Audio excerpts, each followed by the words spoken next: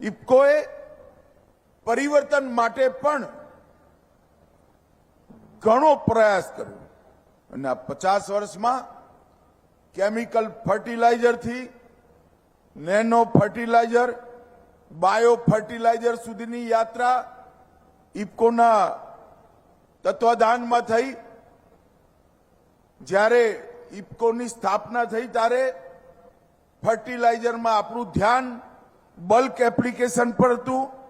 આજે આપણું ધ્યાન ટાર્ગેટેડ અને કંટ્રોલ રિલીઝ પર છે, જેનાથી પોષક તત્વો તો મળે પણ આપણી જમીન ખરાબ ના થાય।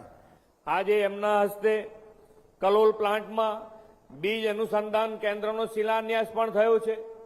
સમગ્ર ઇફકો પરિવારને આ માટે ખૂબ ખૂબ અભિનંદન પાઠવું છું। ખેડૂત સહકારી સંસ્થાઓ હોય કે દૂધ સહકારિતાનું ક્ષેત્ર હોય, ગુજરાત અને ગુજરાતીઓ લીડ લેવાનું કામ કર્યું છે। सहकारिता क्षेत्र में पायोनियर स्टेट गुजरात बन्यू है। जो संविधान से करना था वो मॉडल बायलॉज के उनकी बुद्धिमत्ता से उन्होंने जो काम किया, तो आज पूरे देश में एक साथ कोऑपरेटिव मजबूती की ओर से इतनी योजनाएं दी है।